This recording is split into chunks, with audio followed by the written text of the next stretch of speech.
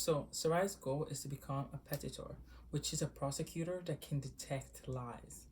And to become so, she has to go to school and pay a fee. And the fee for her is not feasible. She does not have that much money, and yet she doesn't give up. She keeps working as a barmaid, and her goal is to make enough money for her to go and move to the city again, become a petitor who's going to be able to detect lies, find out who hurt her, why, because she retains no memories from that night except for being able to remember one voice, and get her justice. And that in itself is just mind-boggling, because at any point she could have just given up, or she could have decided to uh, just do anything else but stay stuck in the past. But her way of moving forward is to get revenge for what happened in the past. And I don't know. I just think that is realistic. I can relate to that. I look at that. I'm like, yes, this is my girl. This is a cause that I'm willing to get behind you with. You know. So then, when you look at this book, it is a work of romantasy. It falls into that genre, and it is inspired by the bloodbath of political corruption and forbidden love. I like how it talks about the justice system as something that is not perfect and needs to be reworked. So I think in a lot of books, the cop out is always to just like either rely on the justice system as this currently is, and it works out, or to say that, well, it's flawed and to move on. This book instead asks, what if we were to reimagine the justice system? What if we were to actually fight corruption? What if we were to stand for what is right and against what is wrong? What then? What kind of world could we make from that point forward? And it's not the kind of thing where it's like, you know what? There's not much we can do right now. So like in 500 years, it's like, no, right now, what can we do right now? How can I as an individual fight the good fight? And I like that, because when you want to reimagine the world, you want to see something that speaks to it. And this Monster of Mine does. It speaks of something different. And even in the, was it in the dedication? Yeah, was it the dedication? It was in the prologue when she is being attacked. There's a line that stuck with me, and then I recently watched Sinners, and that I thought of this line while watching the movie Sinners. And let me find it again. Okay, so the Elsa will damn you for this. Her voice held pure loathing. He straightened. We prayed the same. No. The Elsa will damn you for this. Her voice held pure loathing. He straightened. We prayed to the same gods, my dear. And given your condition, I'd say they'd find me more to their liking. But he paused considerably. We can make certain of that. The idea of praying to the same gods, and yet, where is the answer to said prayer, right? It just made me think of that for a second. So then that's kind of the beginning of the book. That's where it starts from thematically.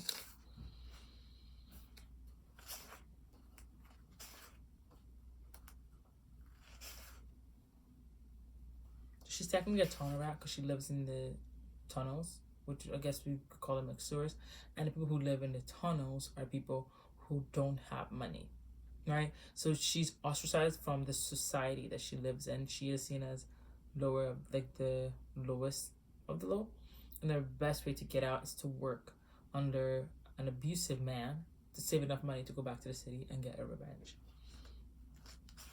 What else?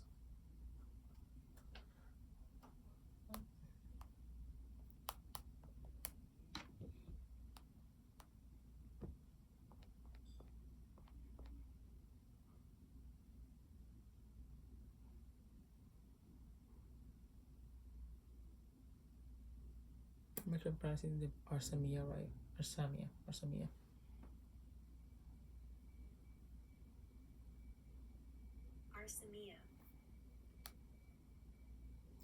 And where she lives is called Arsamia, right?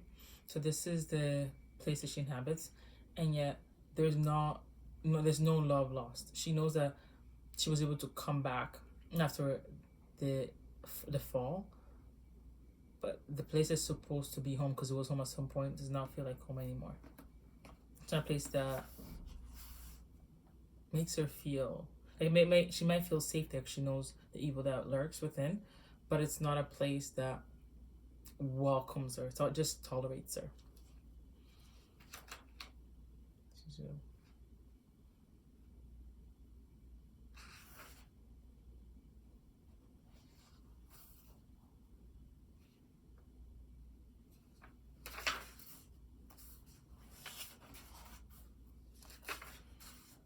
So on this night, where the book starts, the assessors come into town and they're looking for people with the abilities to detect lies to move to the city, just to kind of inspire them. Like, hey, if you wanted to this, you could become this, you can become that. And during this night, that means that most of the town or the people even in the bar right now will leave to go to the demonstration slash the it's like a town hall. They'll go to the town hall talk. And while they do that, she has some free time. And during this free time, she sees her friend who's stealing and kind of talks to her. I'm find the line, but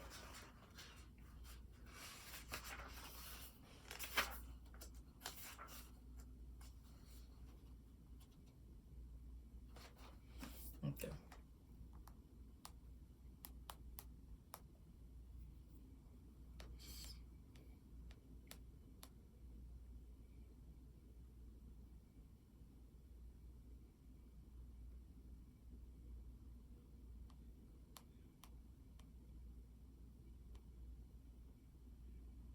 Bella.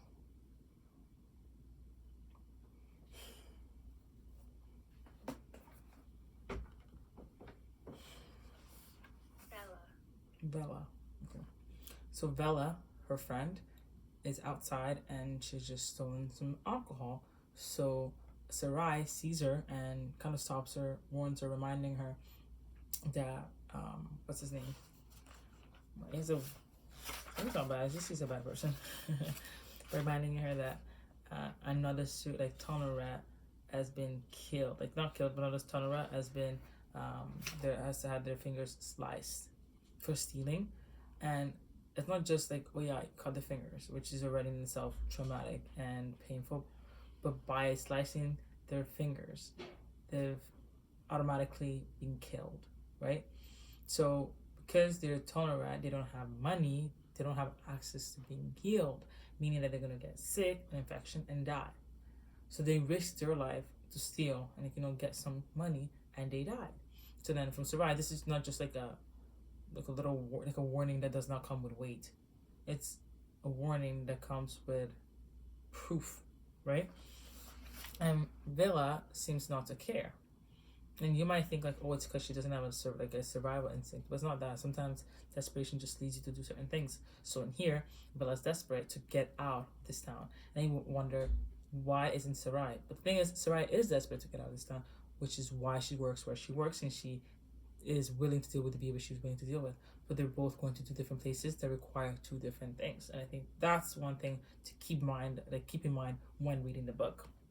And Sarai does not owe Vela anything, but the fact that she's willing to give her some of the coin that she has made, which in itself is not even enough to get her to the city and make her become a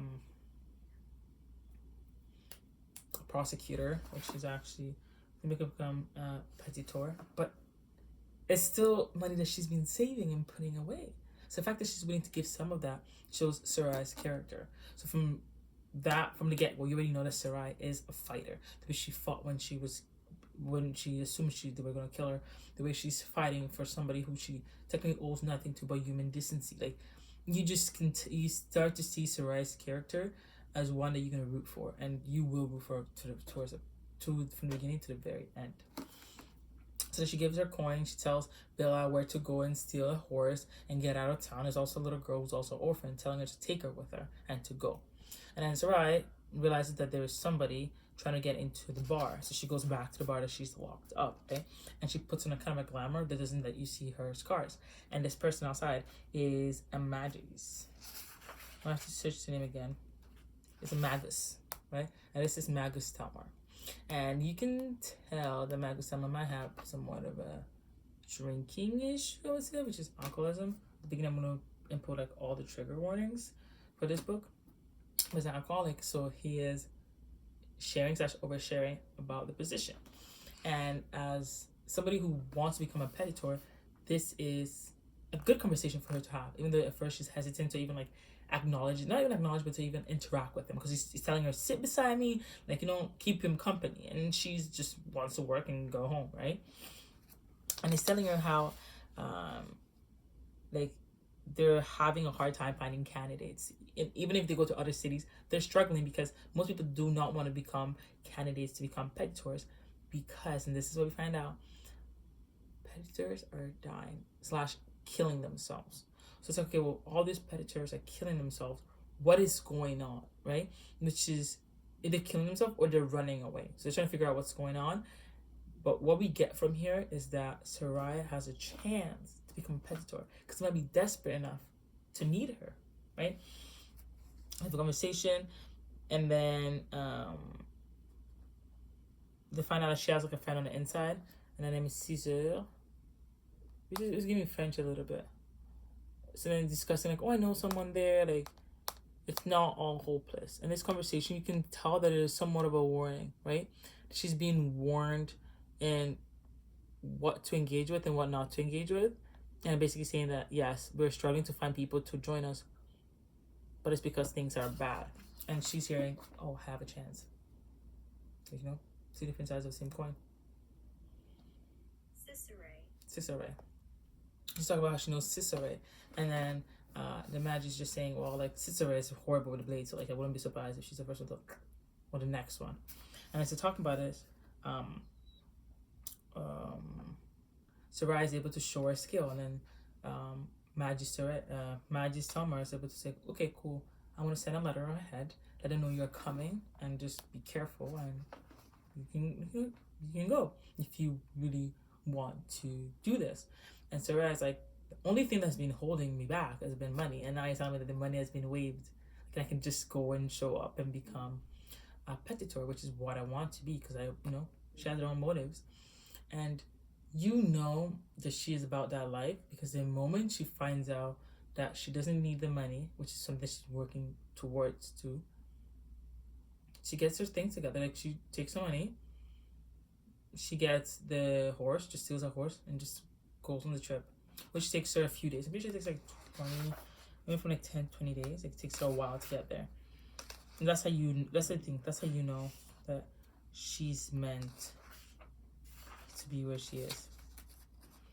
And she's having nightmares, and those nightmares are kind of like showing us a little bit of what happened that night. And just right now, the video is 12 minutes. I'm only on page 31, so I'm going to speed it up and go to the most important moments. But like, we finally see her get into the city, Vegas, and like, the thing I like is that even when she gets to the tower gates, right? Once she gets to the town, I'm thinking, like, even when the Magus found her, I'm thinking, ooh, is this the love interest that I read about in the back? It's not him. Then she gets to the tower, it's not him. She gets to the gates, it's not him. And then this lightning happening, and she's outside, and then someone grabs her by her wrist, and this man grabs her by her wrist, and he has this buttery voice, and I'm like, oh my gosh, finally, like, this is him. And then they introduce themselves, and that's not a name. So I'm like, something about it just gives me the idea it makes me think that the way that this man is going to be introduced is important. And usually introduction of a character is always important, but in this specific book, it's like every single time I think she's about to meet him for the first time, she doesn't meet him, right? And I'm like, wow, like, is this gonna be a love triangle? Because this guy has the buttery soft voice, like, she's clearly, there's a connection here, right? And it's like, the difference is the way he introduced himself, like his name, but this guy's Magus Dranavan, right? So I'm like, okay, cool. So I guess this is the guy I'm gonna be rooting for instead of the other guy I'm supposed to be rooting for, which I was a little disappointed because I don't want to root for the other guy. I wanted to root for like the main guy, right? This is Dranavan.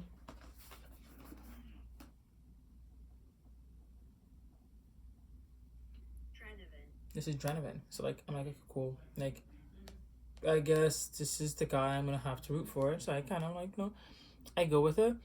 And the way he's introduced, it's like, it's just this guy, and his voice is just hot, that goes out of his way to help her.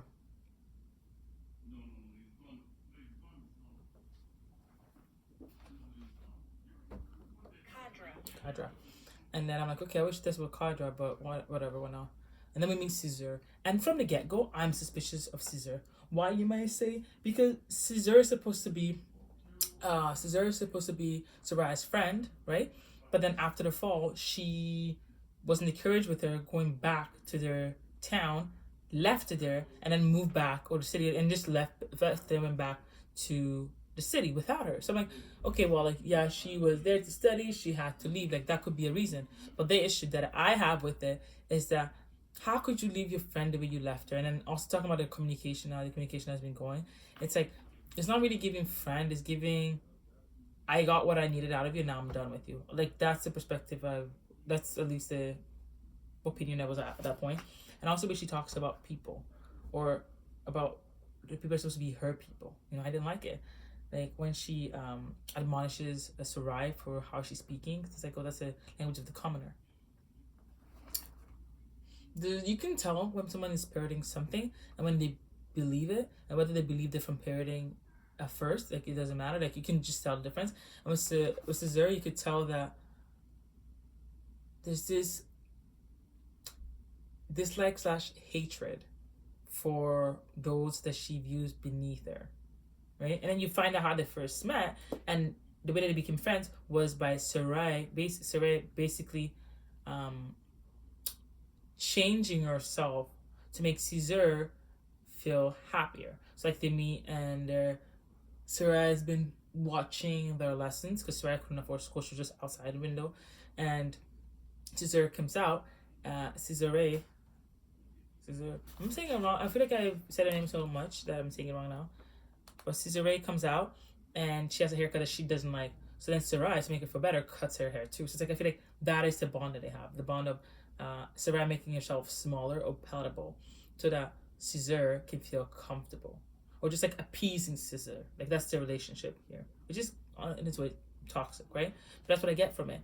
And then she talks to her, and then that's the beginning. And then eventually meet a bunch of other characters, and the other characters all have different behaviors. And there's one guy who's an asshole, like literally the asshole, and his name is. And then, because I'm pretty bad with the names, because I know I have like the pronunciations here, so I keep listening to them. So you know I'm saying them wrong when I speak very fast, and I'm very excited. Caesar. I think the name is Caesar. And then, so there's other characters, and I'm going to show this with all. Caesar. So I'm going to have to show you all this with each person. I'm going to fill this with the name of the Petitors and the Tetrarchs. And it'll make more sense. So, Caesar is basically supposed to be our friend Saray's guide. You know, like just giving her the down low of everything. Just everything, who you should know, who you shouldn't know, who you should be afraid of. And Sarai is close to the tower from which she fell from. And her friend is telling her, oh, forgive it. Like, not forgive it, forget it. You promise. Like, promise me that you won't think about it, you won't go there. In what world? It's like she's not only downplaying her friend's pain and the event, but also this level of delusional that I found concerning. Because as my friend, how do you not know that I wouldn't let this go? And why would you think anybody would let this go? You know, why do you want me to let this go? So many, questions. And then the way that she flinches when Sarai just kind of shows her, right, that she still has injuries. Because, like, mind you, at this point, was still glamored, right? She's still able to use one of her runes to, like, hide the way that she looks, just in the areas that you can show. Because if not, she does it for too long with her whole body, she might not have enough magic for her, and then it's going to run out faster. But it's crazy to me that her friend, or, like, it's wild to me that her friend will flinch at her injuries. You know, like, why are you flinching? Like, I'm your friend. It shouldn't disturb you, in my opinion. It shouldn't matter. And then it's like, as things progress, like the way she's even chosen, right? The robing, like at the robing ceremony, how even people around are like doubting her, saying like, well, Kadra has never taken a Petitor before, so it's not going to take you, blah, blah, blah. Like, she's already in a position of disadvantage, right? And we can tell that Caesar is dishonest. She does not tell the whole truth. She doesn't tell her the crush that she has on her own Tetrarch. She doesn't, it's just, nothing here sounds right. Like, I just didn't like Caesar. Like, I just like, there's something about you, and I don't know if that's within me, with the struggles I've had with the faith, like growing up Roman Catholic, it's like people in position of power, when they're idolized, I'm always not suspicious, but I'm skeptic. I want to know why. I don't want to just blindly believe that you are good. What do you do when it's good? Like, there's a lot of it's just performance, right? So what are you actually doing that's good? Because when I look at Caesarea, it's giving performance. You know, like how you should speak, what you should do, what you shouldn't do. But when I look at Sarah, it's like nobody else is here, but she does it anyway, or she's doing it for someone, and what she's doing is gonna have repercussions for her that are not positive, and she still does it anyways. You know, like that's what matters to me. And then I don't want to get this wrong, but at the robing ceremony, that's when she meets the other tetrarchs, and she is chosen by Kadra after it's a display of power where he wants to burn the man alive. So he has her burn the man alive, and that in itself is traumatizing. She didn't expect it. What she does on that stage is that she disobeys him, and I don't know. I found it so like hot that she disobeyed him. She did what she thought was right. And in my opinion, what she did is right, because you don't want to just kill someone because you think they're guilty. You want to know that they're guilty. And she had no way of knowing that Kadra knew he was guilty. You know, like you can assume that, but she did. She was not disappointed, but she did. I forgot a word for it, but she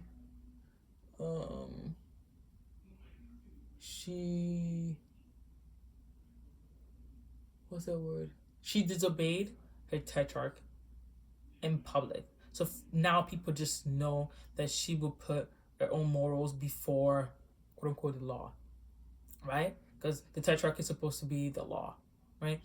And as bad as this is, to me, this is a show of inner power because she chose that, knowing that could risk her everything. But in fact, that Kadra liked that, and that made him pick her. I was like, I was giggling, throwing my feet a little bit. Because if you saw me reading this book, I'm gonna add some reactions. You understand? I was crashing out over this book. It's that good. Like, what do you expect from me? Like, I'm glad I was not reading in public, because in public I would have been a menace. Because I was menace to my family when I was reading it. So, and I started reading it. This is honestly, it's not. This is a digestible read. So as you're getting really used to the language and to certain terms, it might take a little bit longer. So when I first started it, on the first day I think I got to like page 30, but that's because I was busy. I had to take like a couple of days off for just barely reading it, and then in the span of one day I read over 200 pages, like way more than 200 pages, just because it felt natural. And during that time I was taking breaks, I was doing other things, but this story is so immersive and so well written. It's like a net, and you're walking that net. You're gonna walk it to the end. You can't stop in the middle, because you can feel yourself sinking, and you're just wondering what's next. It's that good, So then eventually we meet each character. So let me get back. So like that's the part I'm missing, and then I can move on. So that means I just have to like memorize the pronunciation of the names, because right now I'm like not too good. It's Decimus, Jovian. Yeah. So then after she meets the other predators, this is the part where I'm like, she meets the other predators, right? There's one that's an asshole, like actual, just menace to society, who you realize in the end that's because he felt like his parents gave everything that they had to make him a predator. Like he went to school, he paid for it, and then here comes this girl, which is our girl, Sarai. She didn't do the training that they did. She's more like learning on the job, right? And she didn't pay a fee, and she's just there. So he resents her for that. And if she came from money and she just did it out of power, like if she took someone else's spot, sure, okay, you can be mad about it. But she didn't. She is worse off than he is. So I did not understand that level of anger directed towards her. I think it was unnecessary. I can understand you being envious, but your envy is ugly. That's what I'm going to say. Just going to look at the neck.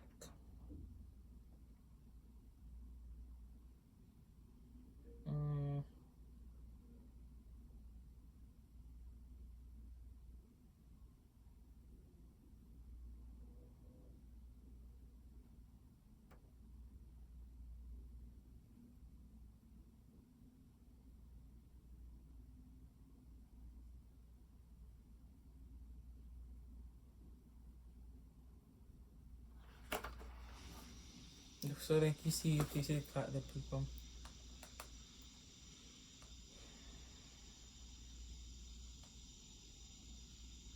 I think like Alias. It made me think of ancient Rome. That name, like I just did think of it. Like it did bring that up for me.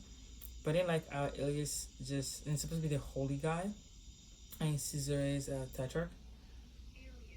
Alias is Caesare's tetrarch, and he's supposed to be this ray of gold sunshine. And I can just tell he's evil. So usually, I feel like by this point we should know that the people who pretend the most, that are most performers, are hiding something. And um, after the robing and she gets a spot in his towers, then Kadra requests her to be moved to his quarters, right? And everybody's kind of like suspicious, like, why are you moving to his quarters? Like, are you sleeping with him? No, she wasn't. He just wanted her in his, he wanted to be able to watch her. And then he explains how it's going to become a point where she'll have to choose between the Tetrarchy and him. And he hopes that she chooses him, right?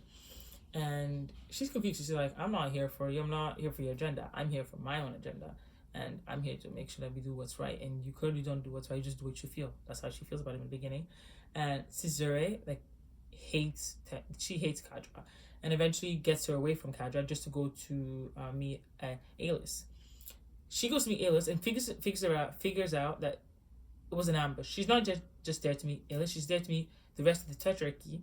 And they're all telling her to spy on Kadra for them and that she'll be rewarded.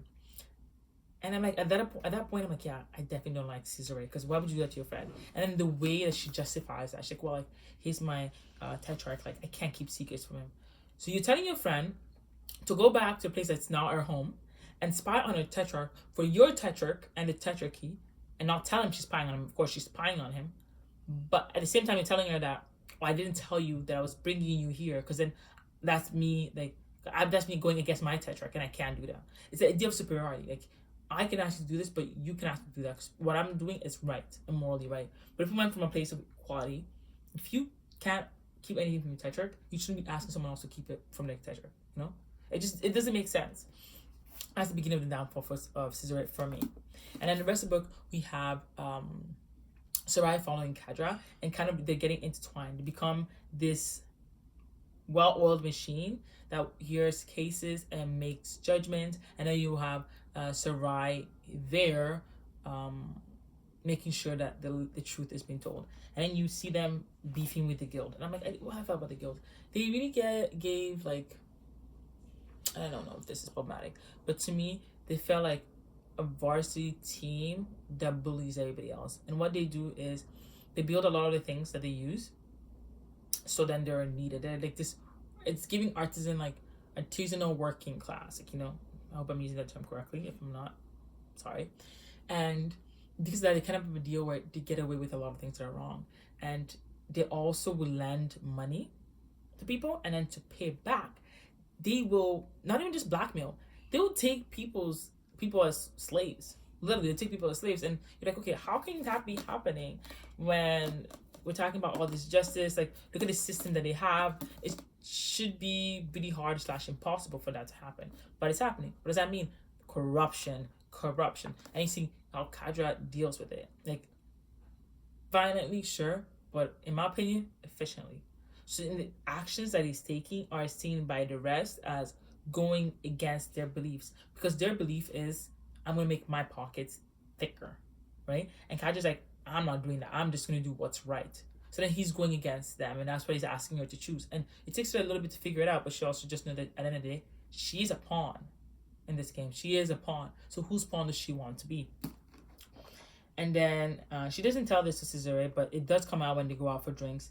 And during this time is when she has beef with one of the guys. The guy that tries to kill her. Like, literally tries to kill her, and she breaks his nose. And Caesarea still blames her. She's like, well, like, he wasn't really going to kill you. Girl, he's literally, like, holding her face underwater. Like, I don't think he's trying to kill her. Like, this guy is not well. And then the word, I think, habit is supposed to be like, fuck. I'm like, I love being immersed in a world where I can tell what the word means, Look at the word. Okay, so there's Anek, and then there's Harian. So Harian is the guy that I really hate. That's the one that's abusive. And then there's Anek, who is I think it's non-binary and uses they them pronouns. And what's his name? Aryan goes out of his way. This back will be good for you. Where's Mia? I don't know. Oh, sorry. I think. Not on the phone. I'm just recording. I don't know what Mia is.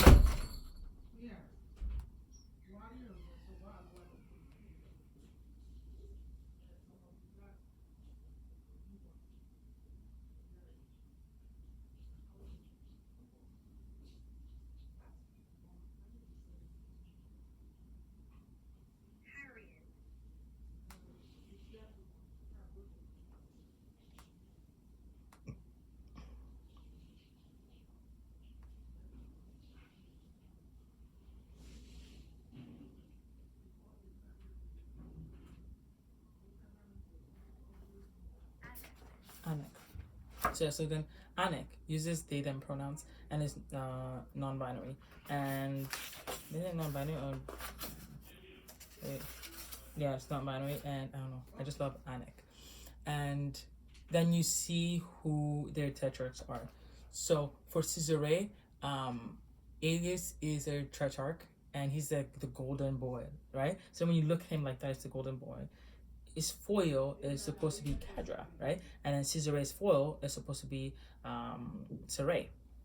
And then we have people such as, I'm afraid to forget his name. My goodness, girl.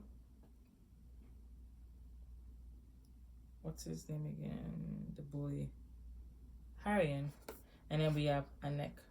Anik. And then Anik's tetrarch is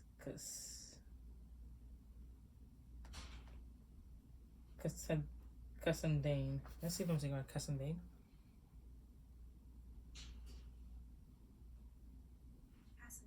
Cassandane. And I like Cassandane. I think she just comes in clutch to the end. And then for Harian, his person is, I forget her name, but like in the end, she is the one that gets her revenge on the guiled leader, right? So then eventually what ends up happening is that they figure out that the totems that they use to kind of draw the lightning strikes to the totems to protect the rest of the land are actually they're not actually insulated so they can take the hit and keep the land safe. They're actually made with flammable material so they can catch on fire, which catches everything else on fire. And then this conspiracy, it's bigger than we thought, because not only does that happen, but then Alis and his good people go ahead and buy that land and own that land, right? It's like, I want this land, boom, lightning strike. Now this land is mine, made profit, or bought it for cheap. Like, you know what I mean? Like, there is something sinister going on. And as Saray is dealing with this, she's trying to figure out what happened to her that night, and at the same time trying to figure out what's been killing the Petitors, right? What's been killing? Why have they been dying? And this whole time she's thinking, like, because Kedra's voice sounds like the voice that she heard that night, and it is the voice she heard that night. She just doesn't know in what context. Like, was he good? Was he a bad guy? She's investigating him and she's falling for him, and there's this tension where she's like, I'm not trying to love him, I'm not trying to like him, but you can tell that she's attracted to him. So it's like, okay, is he a good guy? Is he a bad guy? Is she safe? Is she not safe? Who should she trust? And the thing is, people that she trusts in the beginning, I don't like it. The only person that she was kind of trusting of from the beginning, I'm like, this makes sense, is Anik. That's the only person. Everybody else, it's like, they have their own motives. And eventually when they figure out that, like, there's this one dinner that she goes to, but Caesare tells her, like, you don't have to, like, you don't have to dress up, you just have to come clean. She comes in her robes, and guess what she finds out? Everybody's in, like, ball gowns, didn't dress up. So it's Caesare. It's like this whole idea of constantly making sure that Saray is always below her in one way or the other, like, needs to remind her of her place, right? And the pyramid of things. Like, I need you to know that you are below me. Like, it's this need of humiliation. That's clearly, that's not how you treat a friend. That's how you treat someone you think is below you when you believe in such a caste system and you are full of hatred, in my opinion. Because it's just a weird thing to have, you know. So then, and there's what I liked about this scene that I think was fantastically written, like actually fantastic. Thank you so much, Shalini. Like this was great. It's how we see Sarai interacting with different tetrarchs, and how their greed is so palpable. You see in the opulence of the event, you see in the way they're talking about people, like, when they're complaining about the cost of the grains, like whatever, what are they gonna do? They need the grains, they're gonna buy from me. And she's clocking it, oh well, like that year we didn't have any grains, we didn't have anything to eat, or like that year there was barely anything going around, which means that for people who were even poorer than the other people in their town, like they had nothing to eat. So it's like if the grains are so expensive, that means that people are just buying what they need and they have no leftovers. They have no leftovers, it's harder to steal, right? So like she's aware of like you are the reason why we struggled to eat that year, and the tetrarch in their mind is more like, oh, it was a money decision, or like they're complaining too much. And for her, it's like that was a life and death for me, and for you, it's just like a little annoying thing. And like they're writing letters, she doesn't care. It's like it's the whole idea of we can change the system from the inside. Sometimes you can, maybe. I don't know. I shouldn't go there because as an English major, we did English and culture studies. There is the idea that you cannot change the system from the inside if the system is designed to fail you, right? It's like it needs to be, you know what I mean? You know what I'm saying? But in this book, they make it like they make it a mission to kind of turn it in you. So it's like you understand why Cadre doesn't come to these events, because you come into the event with people that you disagree with fundamentally. You're supposed to enforce their law. You disagree with it. You disagree with people, and all they talk about is things that harm you. Like, why would you want to be there, right?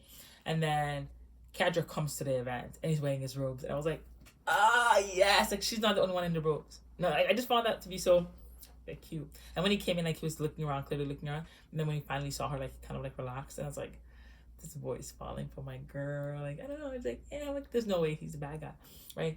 And then eventually found out the thing about the totens. Let me find the proper name. Starts with S. We find out about the installation thing, and then the scooter. And then, mind you, this is around the time. Wait,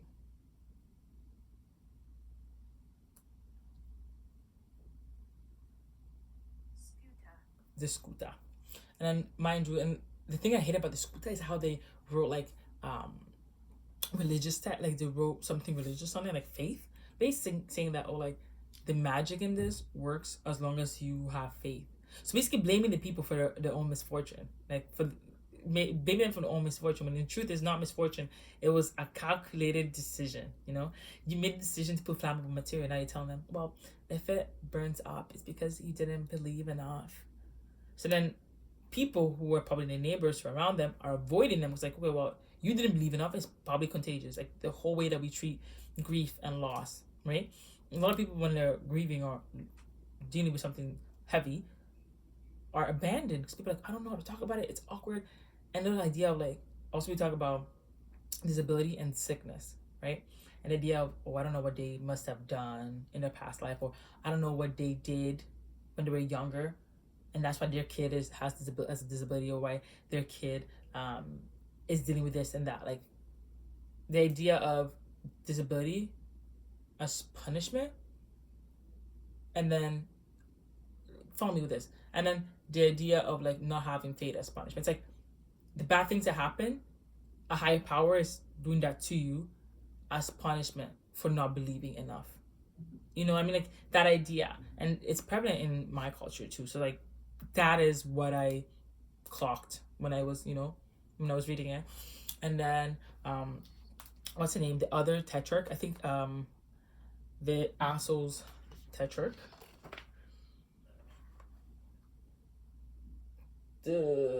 She is the one with the greens. She's the one that controls the greens. Like she's the one, I guess, like the head of corruption.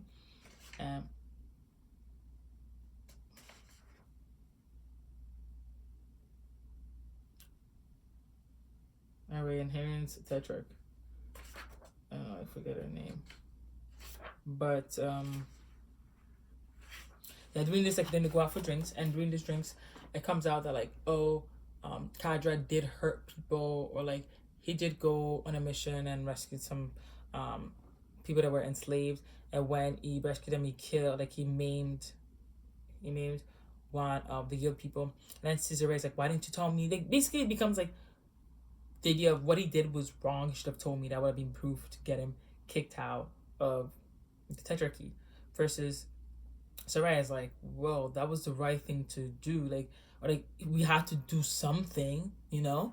And that again shows you that they're on two different sides. Even though they're both enforcing justice, they're both enforcing the law. There's only someone enforcing justice. Yeah, that's the tagline. And then so the assassination attempt, she goes back, she's still trying cases, trying to figure out what happened, struggling, not really finding much in the house. And then there's a day where the totem pole was striked, and then she speaks to the neighbors, and she's there with Kadra, right?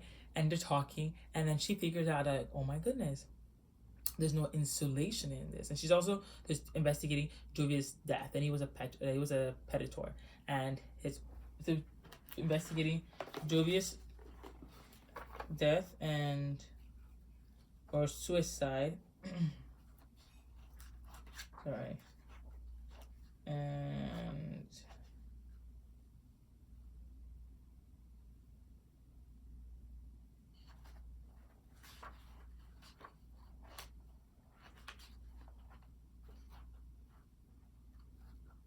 Otis. And see, like, all the names, like I got the Roman vibe for sure.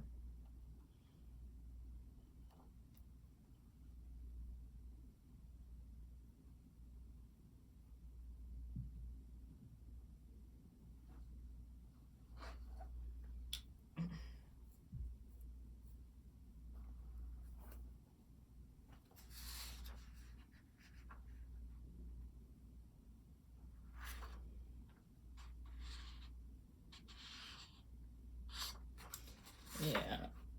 But then you go to the place and realizes that okay, this predator's not Cassie name, but this predator's husband is dead, so she's probably looking for revenge, and she's gone to Guildmaster's house. So then she tells Kadra like she has to go, and Kadra's like, you know, you have to go alone. And that in itself, like, I feel like maybe I should have absorbed that, but I didn't absorb it as much that moment. So then she goes to the house. She finds the Guildmaster basically already like dying, and the Tetrarch is there. She's there, and then she has two choices. She can go and look in the memories of the Tetrarch, but she decides to actually go into the Guildmaster's memories and just project what he remembers, which is him admitting to, of course, being a criminal. And as she does this, she gets caught by the rest of the Tetrarchy, right? And one of the Tetrarchs hits her, like literally like tries to choke her out. And then we find out that the reason why she got caught was because Kadra wanted her to get caught. Like it was all planned. And it's like, okay, well, she's also like, well, did you plan on me getting beat? And there's consequences for those actions. She gets charged. She's like, okay, well, we're gonna have a trial for you because what you did is messed up. It's not the first time you ever access someone's memories, and in the last moment that like a reason like that's basically criminal charge. And she's saying, well, like he's a criminal, like he did this, and she's trying to explain herself because she has a good reason, but I'm willing to hear her. We should tell you, hey, these are the corrupt people, right? To give her a certain amount of time to find out, like find some proof that she is innocent. But it's like if they're corrupt, they know that she is innocent, so of course they're gonna be getting away. And on their way back home, which is to Kadra's tower, what's his name? He comes back, and he comes back and he tries to kill her or like scare her.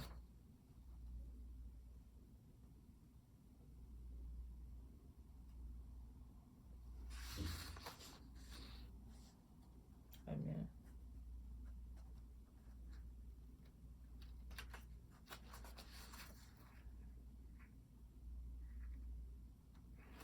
and then because there's like the metal guard put like a bounty on her.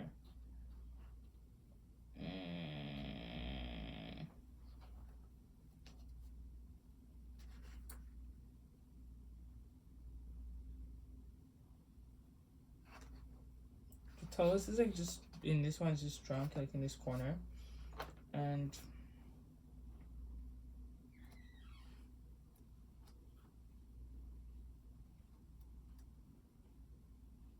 Nice.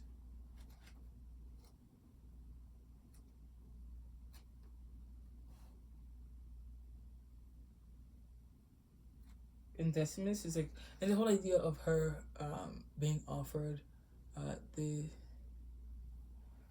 this the totem. Oh god, totem pole. No, that's the wrong word for it.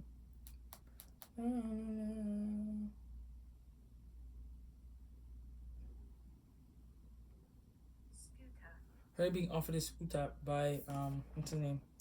By Decimus, and refusing it twice, not knowing what it is, and Decimus just wanting to know like what happened to his brother. You know, like okay, fine, he's telling me that he didn't kill himself. What happened? Why do we have runes for death? Like in the study, like what's going on? And you find out that his brother was actually continuing off the information that his friend, who was also a peditor, found. And her name is, I should take more notes, but the book, you know when the book is so juicy you can't like stop reading it? That's all. I couldn't even stop to take notes. I was so engrossed, and I was like, I'll do it later after, I'll do it after. And I didn't do it after. I did some notes on my phone. I'm gonna touch on later. Yes, yeah.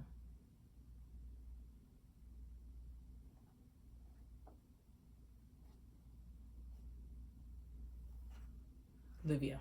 Yeah, Livia. So she is like the first whistleblower, and then she's telling him, like, you know, she's telling Jovian, like, yo, something is not right. And Jovian's like, leave it alone. And then eventually they both go together to the guild, and find out, like, you know, they find a pole. They find the skotum.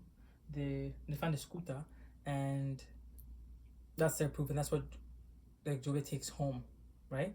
But then he's killed, but he still has that at home, and that's what his brother keeps trying to give Sarai, but Sarai was not accepting. I wonder how much the brother really knew. I don't know. Who knows? But I just know that they killed him because he knew too much and he could have helped. Like he could have helped basically. Yeah, perfect. And nobody else wanted to give, of course, their scooter away because like, oh, they're protecting us. They're so hell bent on their faith. They're afraid that I guess in my head it's like they're afraid of giving it because if they're giving, they're admitting that they are not faithful, and then that's gonna have repercussions for them socially, but then also if there is a strike at their house kind of thing. And what else? Then she has to find out what happened, and during this time, she and Kadra are getting close. Okay, we're getting close, and then we have the trial for the what's the name?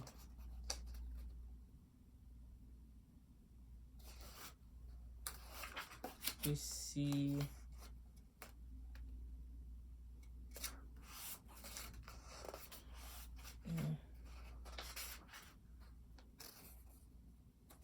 Oh yeah, we basically like see her trial, and it's not fair. They don't talk about the allegation that this was we talking about. They're just there to like basically say that to blame her, and of course she calls her own death, and she doesn't survive. She dies, which does, and the name is, I'm gonna say that here. Yeah, so of course she doesn't survive. She dies, and Sarai's looking at this like, okay, this is gonna be my future. This is gonna happen to me when I have no proof. So she's looking for proof, and she finally figures out it's the scooter. But then Betty got rid of the one that Jovian had, so that avenue is closed for her. She goes to a temple. She finds one more note, but it's not enough. And then this is when Anek, of course, I think it's Anek, comes in clutch with like, hey, I think you're looking for this, because like before this she was just going to the library, right, where they hold the documents, and finding little letters, which would be like little notes in between the spine of the books. But now it's like one of the little letters pointed to the temple. That's where they went, and then figured out that guess what? Every time, what's his name, Mr. T commits something atrocious, he donates money to be absolved to the temple. You're like, oh my gosh, so dark. Well, that's what I guess I call it title, but that's what donations used to be, and they kind of still are to a certain extent. They're penance. Like you go to church, especially if you're um, um, Christian, specifically Roman Catholic. You do something wrong, you give money, and that's supposed to absolve you. And that's how it started. Pretty sure that's how it started in ancient Rome. Like, was it ancient Rome that started? I feel like that's when the first pope, like, they were the first church, right? Money, and they were also political, or like, I guess war. They were war. I'm actually gonna make my knowledge just weird. Also, not strategies, but they were involved in decisions of war and money. So, like church and state, they were one and the same, like at least connected. And it's like there's certain parts of this book that might just make you like your jaw drop, like this is not possible, whatever. But it's like this is very much real. Like this might be, romancy, but there's a lot in here that is real that can be applied to the real world that a lot of times people don't take in until they're reading the book. And that's why I also like this book. So I'm like, it's making it so obvious. I love this. And then, so for her, before she can go to her trial, a bunch of things happen, but then finally she sleeps with Kadra, and I'm like, baby, I was like, I'm happy for you. I mean, it was like spicy, like maybe like 2 out of 5 in terms of spice. And I was like, oh, I could have been spicier, but the intimacy that they've been building up to that point made that feel like 1,000. You know what I mean? Like it's just like I was like, you know what? This is enough for me. It's enough. It was enough. And then Cesare comes over and she's like, yo, like, I need your help. They took Anik. Like they took Anik. We need to go and rescue them. But up to this point, I hated Cesare. And then I'm pretty sure that Cesare calls Anik it. And I'm like, Sarai, why are you following this girl? Something is not right. But at the same time, like, Sarai is a rescuer. She is a saver. She's a helper. So, of course, she goes and they go into the tower, right? They go into, show me the names right.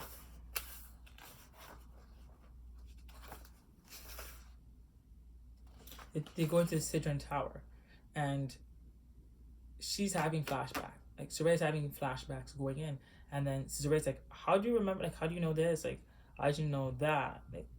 Like weird questions. And then when she finally gets in there, she realizes that Cesare just tricked her again. And I'm like, Cesare has a track record for doing this, baby girl. Like, she did this when she brought you the first time to the rest of the Tetrarchy to discuss how you're going to spy on your Tetrarch. She has, this is a signature move, lying to you. And then she gets there, and then Cesare's like, I'm basically like trying to rescue you, right? Like I'm helping you, like they made a deal. Like if you go here, like nothing bad will happen to you. Of course, something bad happens to her. They beat both of them, and then Kadra finally comes, and they made this statement. They made this public saying that up until her, Kadra never had a witness. That's why he didn't date anyone. They didn't take a predator. Like I think he took a predator at one point, but like he did not take people into his own space for a reason. And now she got close enough that she the target, because if they have her, they can control him. And he comes in and he thinks she's dead, so he's like flailing and he kills one of the tetrarchs. Right? He kills the abusive tetrarch that we then find out is a rapist and a murderer and everything in between. And because Cesare is there, she sees it, and they get put in jail, like in jails. And then that's when, before that though, she finds out what's her name. Sarai finds out that he was there, and by he I mean Kadra. Kadra was there when she fell, and he was the one that said to leave her, that she's already dead, like she's gonna die anyways. And he said that because he wanted to go in and catch Alias, because he knew that Alias was corrupt. He knew this. Like he was on a mission from when he was younger to just catch him in the act and get rid of him. Like his thirst for justice kind of overshadowed a life, right? This was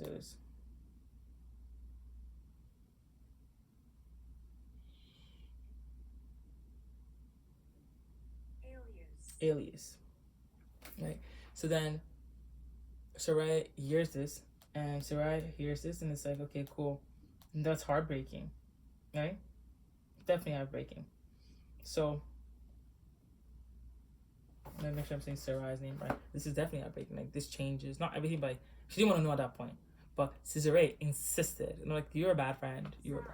Sarai didn't want to know that.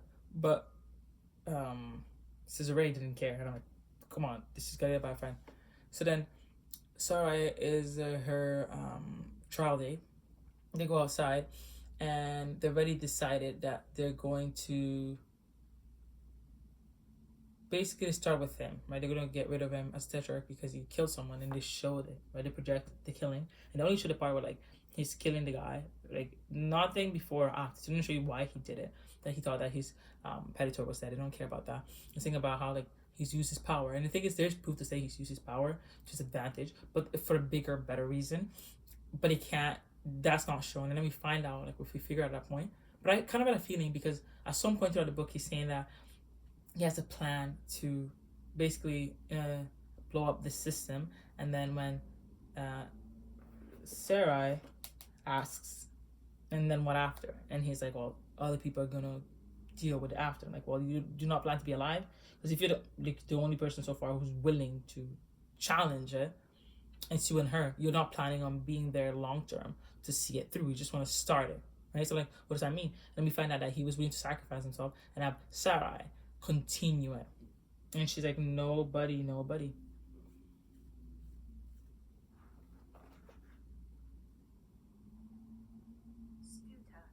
You're like, no way. And then Sarai, and this is the part where, like, this is the part where I kind of, and this is the part where I did a little bit too much. But I was honestly just reacting to the words I was reading and the images I was seeing from the words, right? So then she takes off her glamour and just talks about how she talks about how he also let someone die, like the Sidran Tower girl. And the whole public, of course, wants to know more. Like, well, everybody, it's a mystery. People don't know who she was, like how she got in, like all that stuff. And she takes off the glamour. She's like, well, like, I was the Sidran girl. I know what happened. Like, let me show you. So she shows them, right? But to show them, they will see that Elias is guilty. And he's the guy here presiding over this. And of course, he's arguing against it. Doesn't want it to happen. And then Kadra is right next to her, but he's really weak. But he throws a shield over her so she doesn't get hurt, right? So she can project it. And then they all see that Elias is not a good guy, right? They see that he's not a good guy. And I'm thinking, finally, like, this is right. And then, oh gosh, like, spoiler alert. They're kind of trying to fight, and Kadra is really weak. And then now, like, Cassandra, I'm not saying that right, but she comes in, and so does Anik. And I think Harrion also comes out, and they're kind of like fighting and trying to defend both Kadra and Sarai while the public is watching. And then eventually, like, Elias succeeds in killing Kadra, and I felt so bad because, like, I just didn't believe that. Like, why? Like, poor Kadra. Like, not that he's a great guy. He's not perfect, but, like, you know, he does stuff. And then I'm reading it, and then she decides to invoke death, right? So that she can bring him back because she loves him. That's her man. But before she even tried to do that, it's like the way that she's arguing that he's alive. I found it heartbreaking. And she calls death. So I'm going to include here the clip of her calling death. And I was like, girl, this is the man you're fighting for. Like, that many confirmed kills? What was it 263? Like, that many confirmed kills? Wild. Like, he is not just like a bad guy. He is dangerous to society. You know? And I know they all deserve it, but wow, he is the Punisher or something. And then yeah, what was it? Yeah.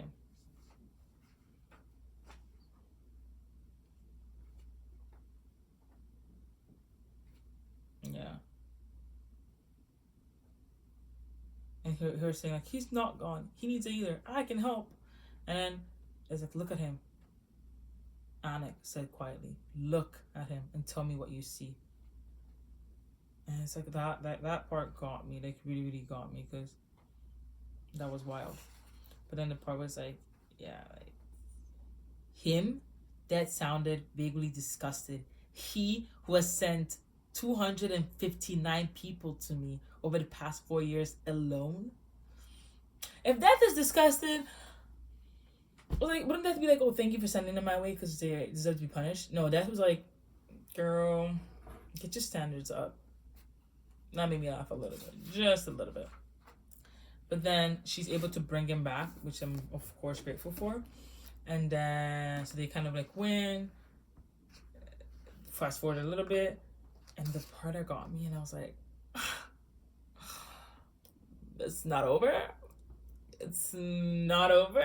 There's a second book. Because I saw a TikTok, someone talking about like, oh, there's a second book. So I'm like, okay, cool. Like, not confirmed. That's just a random TikTok, whatever. I'm not gonna hold it. I'm gonna hold you to it. And then the 2 months later, when I think she's in the market, but she's like somewhere, and she is here to confront the Stone Guilds master, and then she's in Edessa, and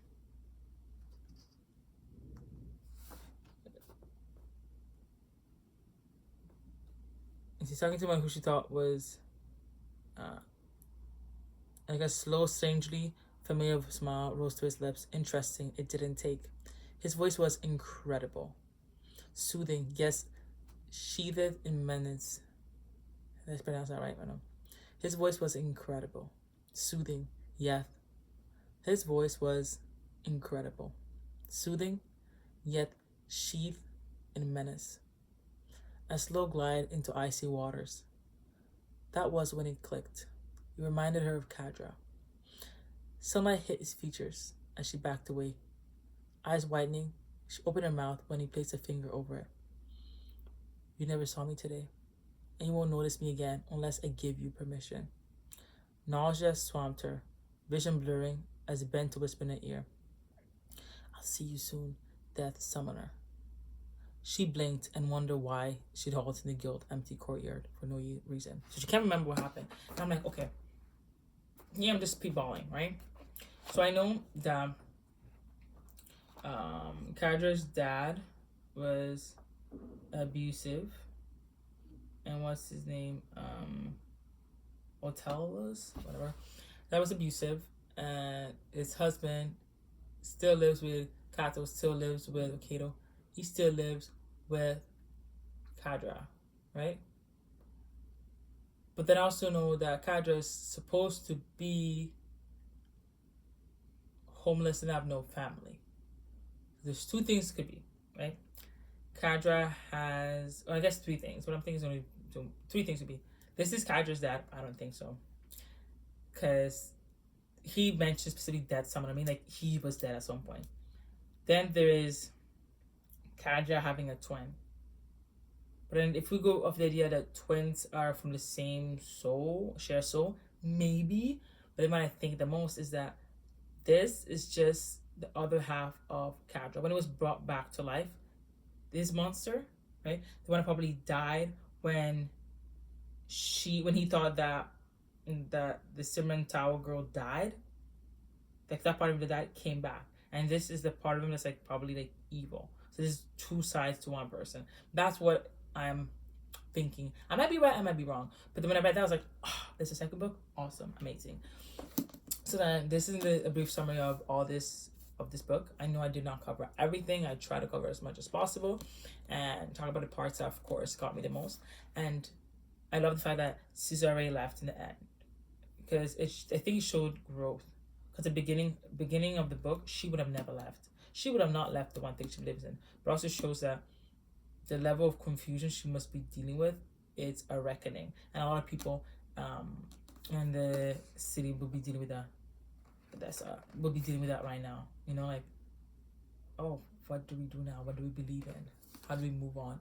I thought that was realistic, and the mess that leaves behind. Because things don't just change right away and become better. That's not realistic. This is more realistic. Things are changing slowly over time. And then, yeah, for me, this was a 5 out of 5 book. It's just, It's a kind of book, because I think I talked about it in one of the clips. I don't know if I'm going to include this. I'm going to talk about it here. It's a author slash book, right? You can either read a book by author, like they're writing so much, and read the rest of their books, and that becomes like your routine. Or you find a book and it's so awesome that you become a fan of the author, right? So it's like chicken and egg, what comes first?